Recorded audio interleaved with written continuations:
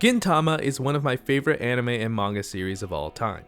An anachronistic sci-fi comedy set in feudal Japan, the series follows odd jobbers Gintoki, Shinpachi, and Kagura as they take on various requests and tasks, from something as mundane as fixing roofs or finding lost pets to more serious jobs like fighting thugs or even playing bodyguard.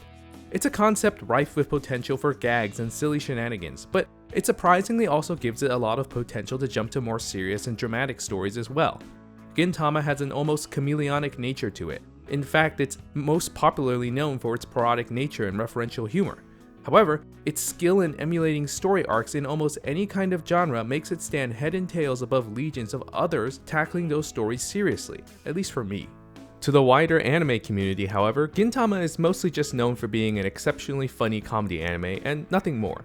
There is certainly some truth to that, and I would be lying if I said that stupid gags and nonsense jokes weren't a large priority for the series. Do a search for Gintama on YouTube, and the majority of the clips you find will be hilarious gags or silly bits from the series, or a compilation of its varied and often involved parodies. With all kinds of pop culture references and heavy wordplay, there's no doubt Gintama places a lot of emphasis on its comedy.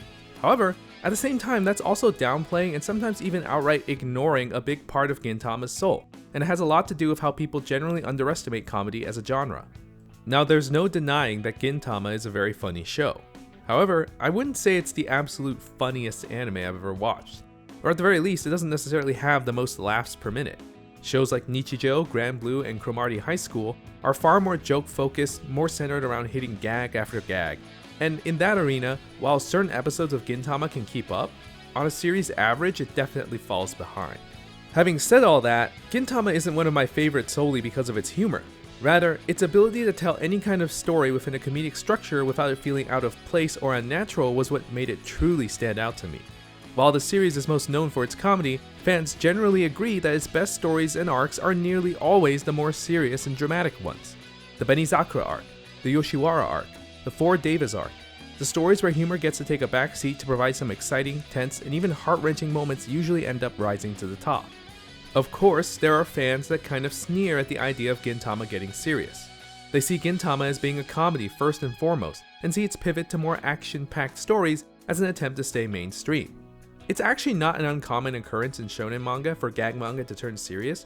Reborn's a pretty good example of a gag manga that suddenly turned into a superpowered action series and received a good amount of popularity from it. Dragon Ball actually started off as a gag series too, before eventually becoming more action and martial arts oriented over time. Still, it's a pretty nonsensical accusation to throw at Gintama, if only because the series has always played a balancing game between its comedic and dramatic story beats. There's no better proof of this than Gintama's very first chapter, which is episode 3 in the anime if you're keeping track that way. Gintama's very first chapter sets the stage. Aliens have invaded Edo-era Japan and have basically pressed them into opening up the country and allowing them free passage. The samurai, once proud protectors of Japan, are forced to give up their swords, making them essentially meaningless in this new era. The story opens up on one of our main characters, Shinpachi, working a thankless, low-paying job in order to pay off his late father's debts and keep his family's dojo open. He ends up losing his job thanks to an encounter with Gintoki, an incorrigibly irresponsible freelancer, though he has little time to worry about that when loan sharks show up and attempt to make his older sister work at a brothel in order to pay off the debt. He saves her thanks to Gintoki's help, and inspired by his upstanding, free-willing philosophy, decides to start working with him. Now, there's certainly a lot of humorous little gags and jokes peppered in here and there, but the majority of the plot is actually quite serious. There's real drama in this introductory story, but if you're dead set on Gintama being a comedy, it may not land for you.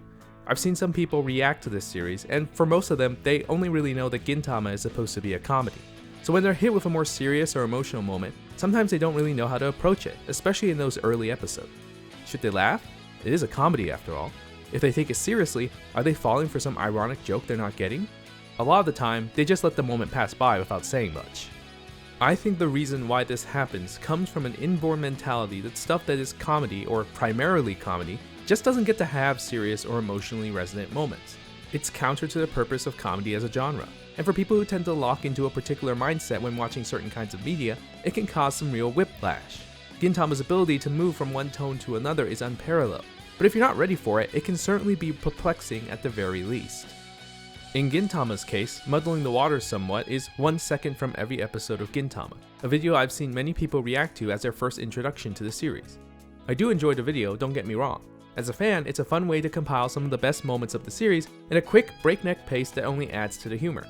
For a lot of people though, this video can sometimes be the only Gintama thing they'll ever see, and if they do get inspired to watch the actual show, I think the video sets up some expectations it's not capable of reaching.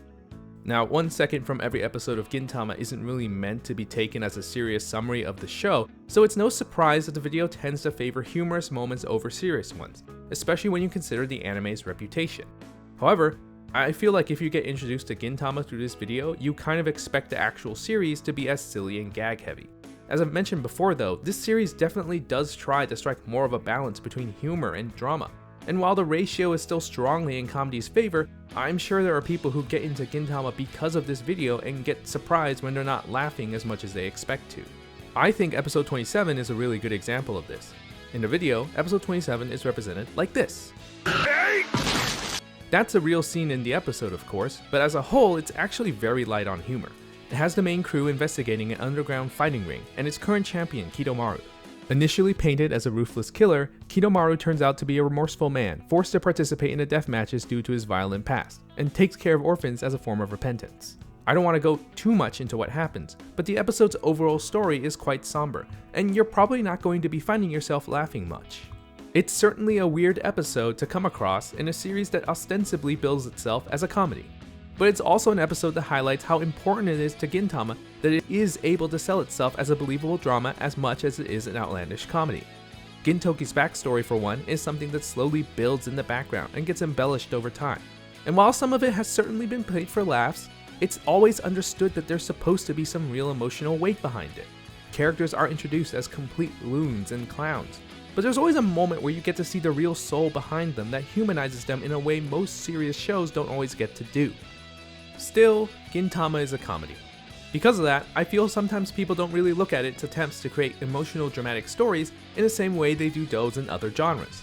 They come to it for humor, and if it's not making them laugh, they either dismiss it or at worst decry it for getting in the way of the jokes. Now, to be fair, I wouldn't say that I see this a lot. There are plenty of people who do understand Gintama's appeal outside of its humor. When I do see it though, I can't help but wonder if this shallow mindset has anything to do with it.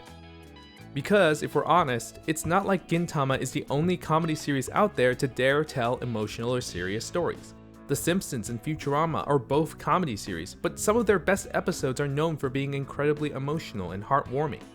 One of my favorite TV shows of all time is Scrubs, which is certainly known for being goofy, yet has also provided some hard-hitting scenes on occasion. Despite all these examples though, I feel comedy still sometimes gets seen as something that's primarily about making people laugh and nothing else. That's something I genuinely think is unfair.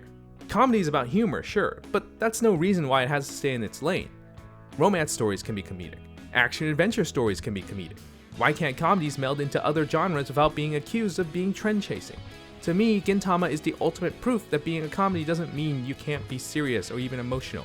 And while this video won't necessarily convince everyone, I hope some people might give the genre overall some more credit. Before I go, I want to talk about one more example of comedy breaking out of its mold to tell a more emotionally resonant story.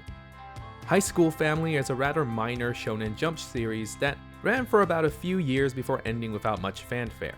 The manga follows Kotaro Ietani, who is excited about starting high school until he realizes that his entire family, including his elementary school-age sister, will be attending high school with him.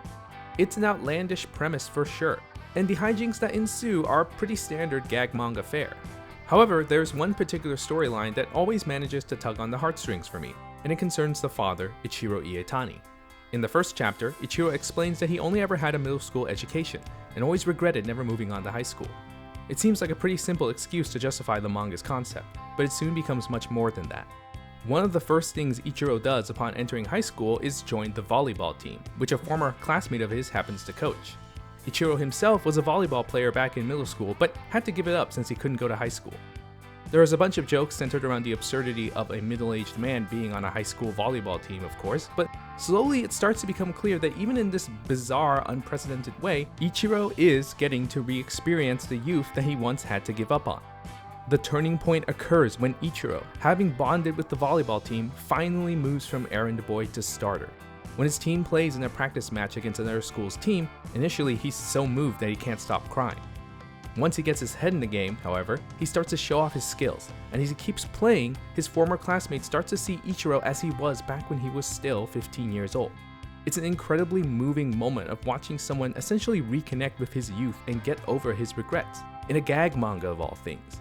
It's the kind of story that doesn't work without the framework of that initial outlandish premise, and another example of why comedy can be more than just funny. Thanks for watching.